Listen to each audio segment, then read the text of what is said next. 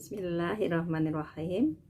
Assalamualaikum warahmatullahi wabarakatuh. Anakku sekalian, hari ini kita belajar tentang laju reaksi bagian 1.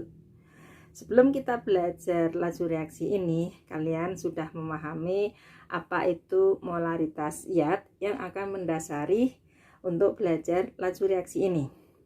Apa laju reaksi? Yaitu besarnya pengurangan konsentrasi reaksi per satuan waktu atau besarnya penambahan konsentrasi hasil reaksi per satuan waktu. Pada reaksi A plus B menjadi C plus D, di mana koefisien A-nya adalah P, B-nya koefisiennya Q, kemudian R dan S. Nah, reaksinya adalah A dan B. Untuk reaksi itu pengurangan, jadi laju reaksi terhadap A itu pengurangan perubahan konsentrasi A terhadap satuan waktu. Begitu juga untuk laju reaksi B itu pengurangan minus pengurangan konsentrasi B per satuan waktu. Kemudian untuk hasil reaksi yang ada di ruas kanan itu tandanya positif karena merupakan penambahan. Jadi kalau reaksi itu pengurangan, tapi kalau hasil reaksinya adalah penambahan. Demikian adalah pengertian mengenai laju reaksi. Nah, pada reaksi di atas tadi, perbandingan laju reaksi A terhadap laju B terhadap laju C terhadap laju D itu sama dengan perbandingan koefisiennya, yaitu P dibanding Q dibanding R dibandingkan dengan S. Contoh, kalau ada reaksi 2N2O5 menjadi 4NO2 plus O2, apabila laju reaksi O2 nya adalah 3 kali 10 pangkat min 2 mol per liter per sekon, maka laju reaksi N2O5 dihitung dari koefisien N2O5 2 dibagi koefisien yang tadi diketahui adalah O2, koefisiennya 1, dikalikan laju reaksi yang diketahui yaitu tadi O2 sebesar 3 kali 10 pangkat min 2. Ketemunya adalah 6 kali 10 pangkat min 2 mol per liter per sekon.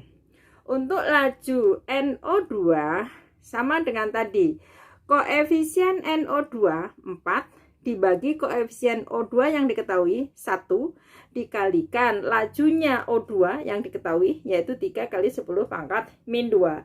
Ketemunya adalah 1,2 kali 10 pangkat min 1 mol per liter per sekon. Nah, faktor-faktor yang mempengaruhi laju reaksi diantaranya yang pertama adalah suhu atau temperatur. Kita lambangkan T besar karena nanti untuk membedakan dengan waktu ya.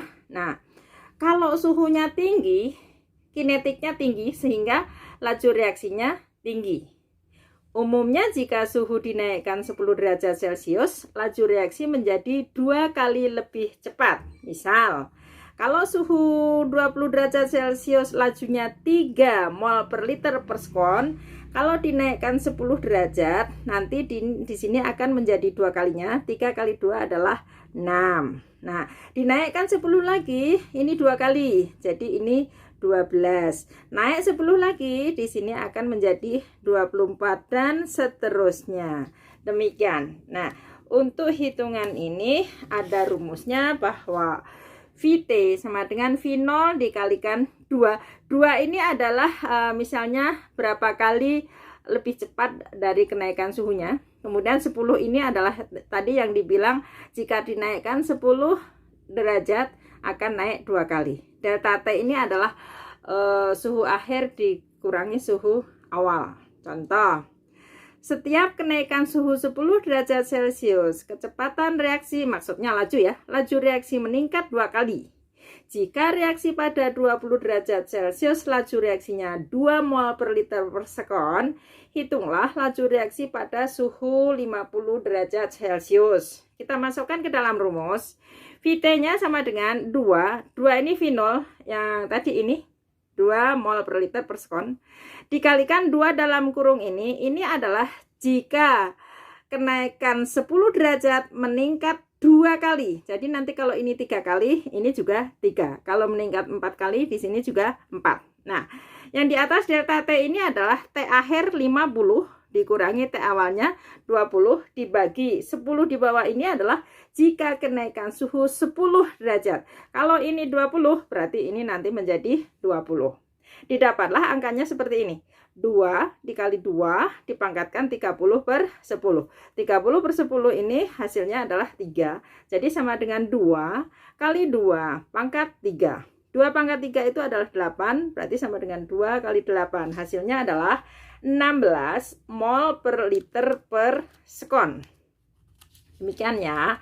Kemudian kita tahu bahwa kalau V itu berbanding terbalik dengan T, artinya bahwa V itu sama dengan seperti ya.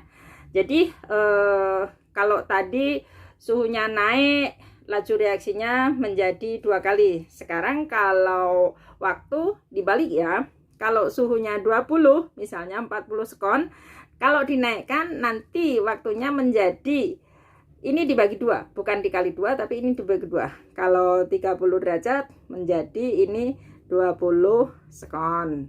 Kalau naik lagi 40 derajat, ini tentu saja menjadi 10 sekon dan seterusnya. Demikian. Nah, rumusnya adalah untuk ini T saat T sama dengan T0 dikalikan setengah, tergantung ya.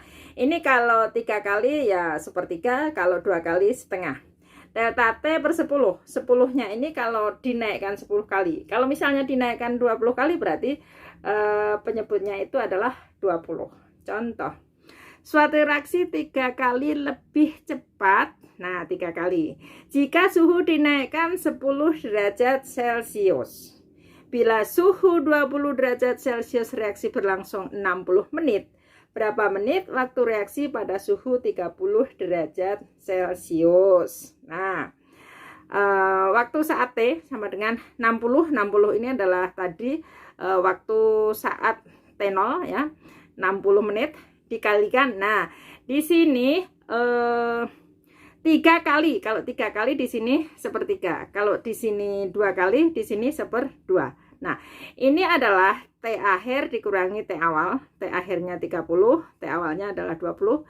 Nah, 10-nya ini adalah jika dinaikkan 10. Misalnya dinaikkan 20, nanti di sini akan menjadi 20.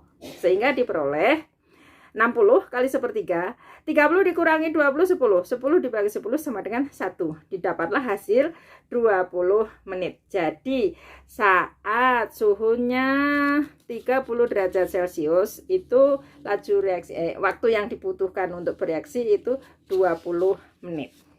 Demikian ya. Nah, selain faktor suhu, berikutnya adalah konsentrasi. Konsentrasi di sini yang digunakan adalah molaritas, yaitu mol per liter.